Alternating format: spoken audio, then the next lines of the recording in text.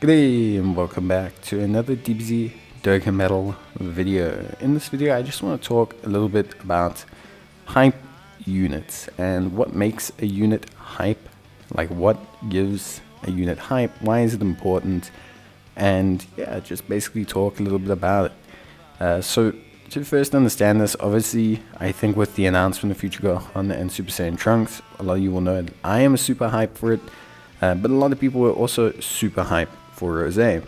So originally the big idea was that it would be Trunks and then it would be a new LR Rose. It seems that's not the case, and we're instead getting Future Gohan, which for me is the best news in the world, but for a lot of people was quite disappointing. And it made me think, well, what makes a unit hype? Because a lot of people were saying, well, Future Gohan's got a great kit and his animations are pretty decent, and why are people still upset? And I think, at least specifically about Worldwide Celebration, Worldwide Celebration traditionally was one of the few times in the year where villains really got a moment to shine and be really strong. Yeah, we got a lot of buffs for the villain category. We would get 2 new LRs for the villain category. It was a very big time for people who are fans of villains, and Goku Rose is quite a popular villain. So I think that's a large contributing factor to the discourse around it, and understandably so. I think it makes sense. As much as I love Future Gohan, it does make sense that losing out on a villain during an event where traditionally we get a villain buff feels a bit meh.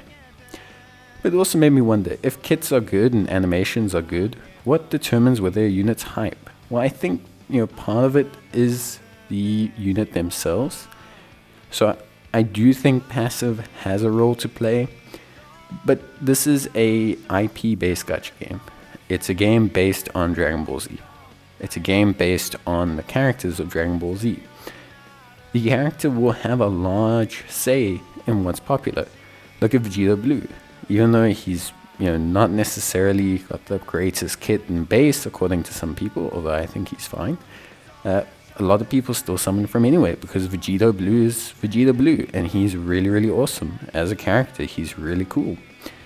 Whereas sometimes we get situations like with Raditz or the Ginyu Force where the characters do seem to be overtuned to try and compensate for being in the game. But the thing is, you wouldn't pop bubbles in Dokkan if there weren't Dragon Ball Z characters. Now Ginyu is a great example for me of a character that's maybe not as hype as others, although I do love Ginyu, but everything came together really well. So animations, kit, they gave him good banner units, and for me that's the correct way to handle less than hype characters. And Future Gohan seems to have that, but it doesn't obviously make up for the fact that people were expecting a villain, and I think that's part of that problem. But I think for me the thing that makes a character the most hype is you have to have kind of a scaling between all the different factors. So for example, Vegeta Blue, that's like a 9 out of 10 on the character scale. Animations, then that's like a 7 out of 10 on the character scale. And then kit and actual usability of the unit is like a 6, but then you put them all together and it gives you like a 7 out of 10 hype type of thing, I think all the factors will always be important. I look at Beast Gohan.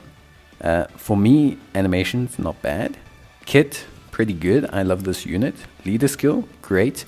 Doesn't turn into Beast Gohan. For some people, that was a deal breaker. And it's interesting because that concept of hype or being built up or what we expect does factor into our reactions to things. I do think the community sometimes takes things way too far.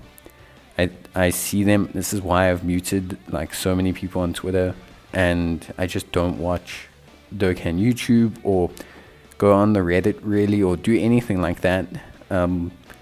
Because I do think the community creates a little bit of a toxic atmosphere when it comes to units. I think it creates an established precedence against them.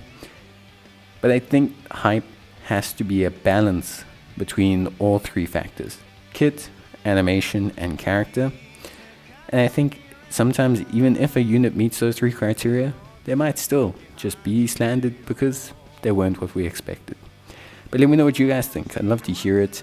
I'd love to hear your thoughts on what's hype and what's not. Would you just want Gokus and Vegetas, or yeah, That's it. Bye.